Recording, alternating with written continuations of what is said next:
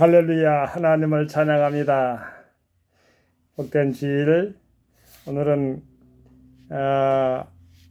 거룩한 부활주일이라고 우리가 섬기고 있습니다. 예수님께서 십자가에 못 박혀 돌아가시고 3일 만에 부활한 그날을 기념하는 날이 바로 오늘입니다.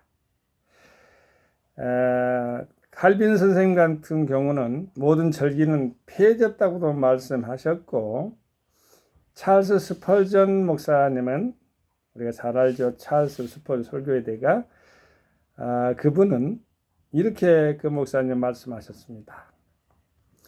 매 주일이, 물론 부활의 주일을 안식구 첫날을 우리가 지키는데요, 매 주일마다 부활주일이 되어야 된다. 부활절이라는 그 자체는 절기의 기념에 있어서 원형이라면은 매 시간, 매 순간마다, 매 주일마다 우리는 부활을 날마다 우리가 늘 체험으로 경험하면서 신앙생활 안에 기쁨 속에 살아가야 될 줄로 믿습니다. 오늘 본문 말씀 이사야서 39장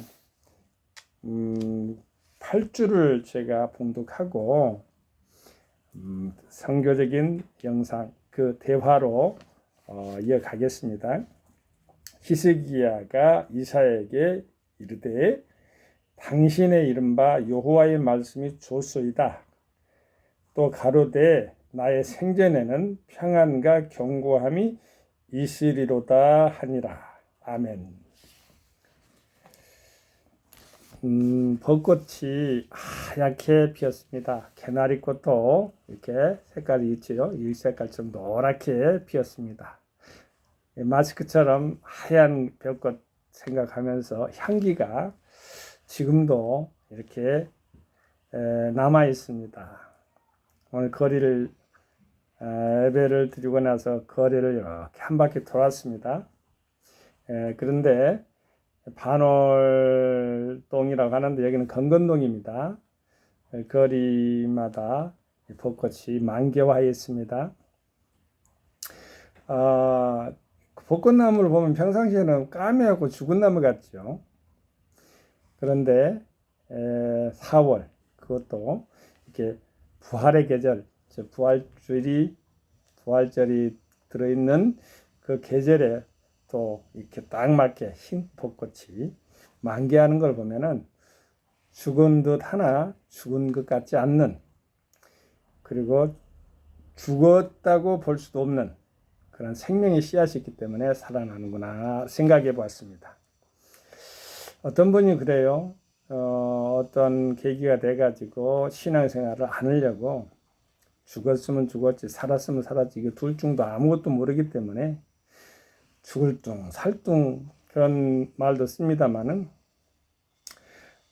그렇기 때문에 그렇게 고민을 하다가 그 생명에 있어서 생사를 고민했던가 보죠. 젊었을 때, 청년기 때. 그러면 죽을 힘으로 살아보면 어떠나 이렇게 생각하면서 신학대학을 갔다는 이야기가 있어요. 우리는 부활을 믿습니다. 나사로가 있죠. 죽은 지 나흘, 사흘이 아니고 나흘입니다. 썩어서, 평상시 같으면 그렇게 했겠죠. 그런데 예수님이 함께 했던 하나님의 사건들은 바로 다시 소생의 그런 기사들이기 때문에 예수님 안에서는 죽음이 없지요. 그래 세상적으로 보면 썩어 문드러져 죽은 것으로 보이겠지만 예수님이 직접 우리에게 말씀하신 바도 그렇습니다. 믿느냐? 그럼 죽지 않는다. 살아서 믿느냐? 영원토록 죽지 않는다. 아마 나사로도 예수님을 믿었을 줄로 압니다. 마리아와 마르다는 이해를 못했지만 믿었을 것이고, 대화 중에 보면은 그렇게 나와 있어요. 그래서 요한복음 11장을 부활의 장이라고 합니다. 저희 복음 선교계에서는요, 각각 절기별로 이렇게 있지만은 특별하게 그렇게 절기를 해서 이렇게 설교문을 작성한 건 아니고요. 연속적으로 하기 때문에 오늘 본문 말씀 히스기야가 이사야는 주의 제사장 선지자라고 보면 하나님의 일을 받드는 예언자죠. 대언자고 히스기야는 왕입니다. 이 왕인데요. 잘 생각해 볼 것은요. 히스기야 아들이 므낫세거든요. 히스기야 왕은 그래도 선왕에 속합니다. 산당도 허물고 각각의 일월 성신을 지키는 그런 것들을 모두 허물었는데 다시 므낫세 아들에 대해서는 참 고개를 갸우뚱하게 해요. 아버지가 이렇게 믿음 생활을 잘했는데 아들 때에서는 왜 저렇게 완전히 이스라엘에서 보면은 다윗의 길로 가지 않는 왕 이렇게 표현할 정도로 악한 왕이 바로 므낫세 아닙니까? 그것도 그냥 가장이라고 하면 붙이면 그렇습니다만 최고로 악한 왕이 므낫세예요. 히스기야와 아주 대조가 되죠. 히스기야는 뭔 일 있으면은 연약했던 그런 부분이 있어가지고 아마 주의종 말도 잘 들었던 것 같아요. 병원에서 이렇게 말씀할 때 죽는다고 했을 때는 바로 이 벽에 가가지고 벽면을 바라보면서 대면하면서 기도를 하면서 그러게 해 그림자가 15도를 물러가게 하는 15년을 더 사는 그러한 연장선, 생명의 연장선까지 경험한 히스기야 왕의 이야기가 오늘 본문 말씀입니다. 이사야서 39장이 그렇다는 거예요. 바벨론이 강대국이었습니다. 특사를 보냈어요. 특사를 보냈는데 사람이 기분 좋으면 다 드러내면 안 돼요. 다 드러내면 안 되고 감추고 비밀 은밀해야 돼. 남녀 가운데서도 은밀해야 좀 이렇게. 근데 다 드러내면은요 속이 다 보여버리면은 안 돼요. 좀 이렇게 보일 듯 말 듯 해야만이 또 이렇게 좀 이렇게 아름다운 그러한 관계를 연속적으로 지속할 수 있는데 하나님 관계에서는 완전히 적나라한단 말을 표현하잖아요. 완전히 드러나도 괜찮아요. 근데 인간은 그래요. 근데 여기서 보면은 이 바빌론에서 특사를 보내서 특사를 보냈는데 그 특사가 오니까 너무 기분이 좋아가지고 예물을 들고 그냥 많은 그 예물을 가지고 보내가지고 그러니까 히스기야가 너무 기분이 좋아가지고 내탕고라고 하죠. 내탕고. 왕궁에서 가장 좋은 것을 이렇게 소유하고 이렇게 간직해 놓고 보관해 놓은 것이 내탕고라는데 왕의 보물찬 거죠. 그거를 문을 활짝 열어놓고는 다 보여줘. 그러니까 속에 있는 게 다 보여줘 버리니까 다 드러나 버렸잖아요. 그런데 하나님 아버지가 우리 여기서 깨달아야 할 것은 본문 말씀의 이상으로 39장에 보면은요. 보라 날이 이르더니 네 집에 있는 모든 소유와 네 열조가 오늘날까지 쌓아둔 것이 모두 다 바벨론으로 옮겨가고 이게 바벨론 포수에 있어서의 미래 아주 불길한 그러한 예언을 한 것이에요. 오늘날까지 쌓아둔 것이 그러니까 열조가 얼마나 많이 훌륭한 것들을 아름답게 잘 보관했을 것 아니겠어요?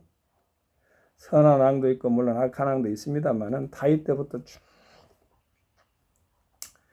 사울 왕 때부터 물론 그러죠. 사울 왕도 하나님이 세운 왕, 초대 왕이니까 그런 왕부터 시작해 쭉 해가지고 지금까지 왔는데 쌓아둔 것이 모두 바벨론으로 옮긴 바 되고 남은 것이 없으리라.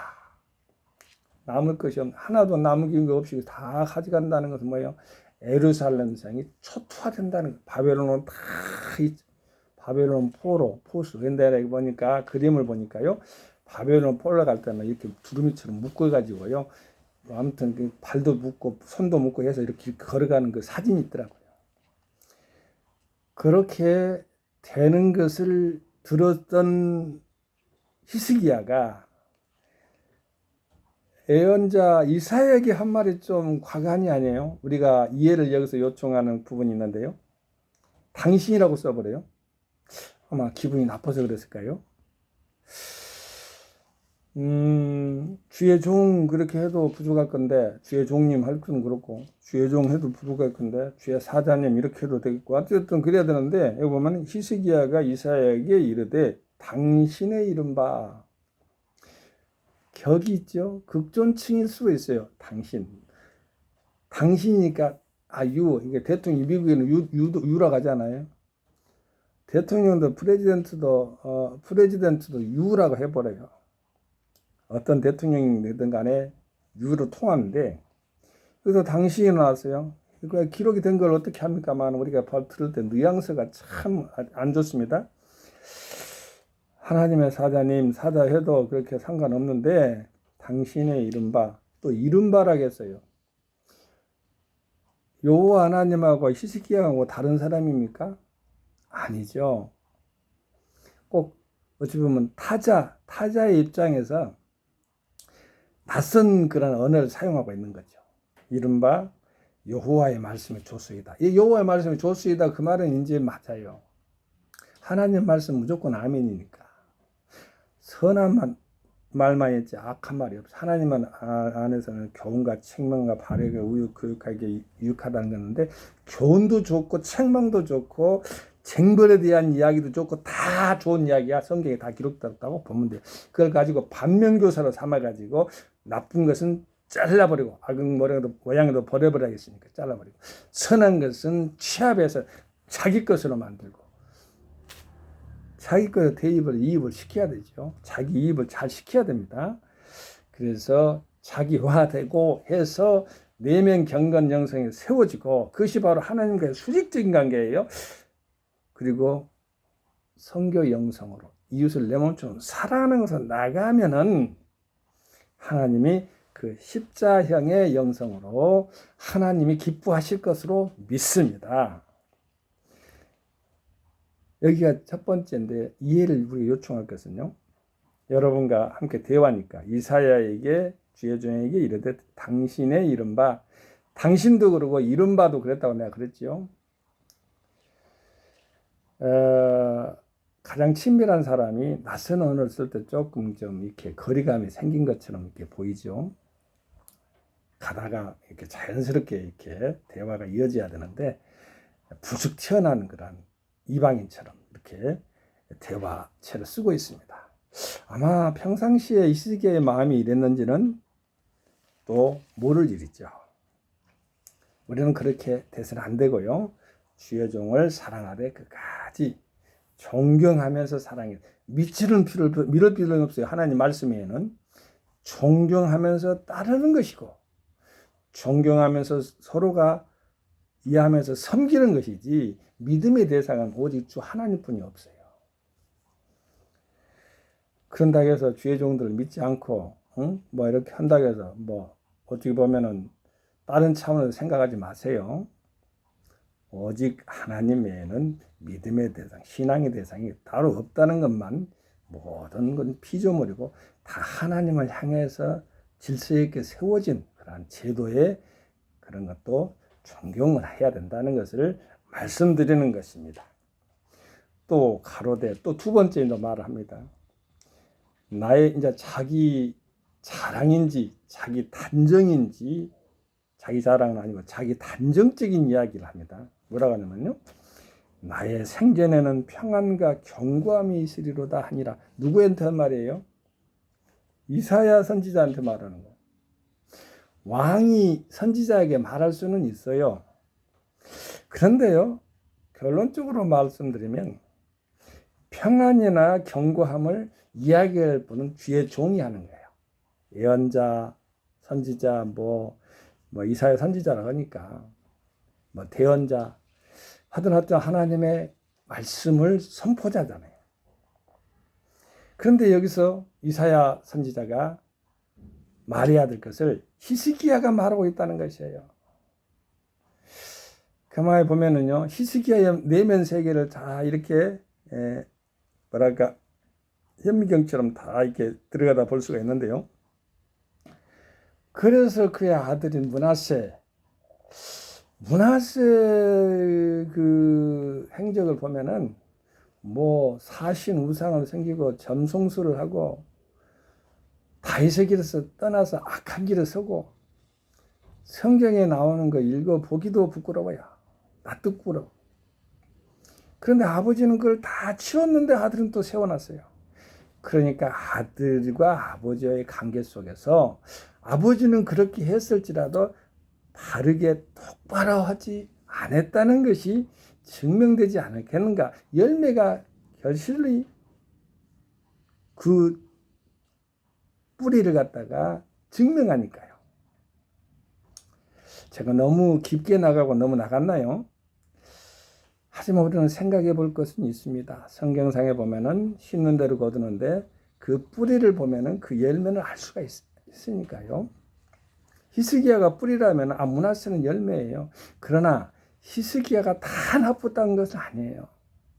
그 나타난 열매 가운데 그러한 열매의 부분을 그 열매 부분까지도 우리는 반성적으로 생각해 보면서 우리들 자녀들은 그렇지 않도록 늘 하나님 아버지께 겸손하게 히스기야가 벽면을 향해서 아버지께 구해가지고 15년 생명을 연장받은 것처럼 우리도 아버지께 어떠한 일이 있든 간에 겸손하게 주님 앞에 나아갈 때는 그러한 자세, 하나님께 맡기는 자세, 전적으로 신뢰 신앙하는 자세가 필요하다고 주장하는 것입니다. 우리 하나님은 살아계십니다. 아까 서두에 제가 부활의 주 예수 그리스도에 대한 이야기를 했는데요. 우리가 사람 살면서 말이죠. 예수 안에서 삶을 실천하고 행동하고 이 모든 것 다 알고 있잖아요. 행하고 있잖아요.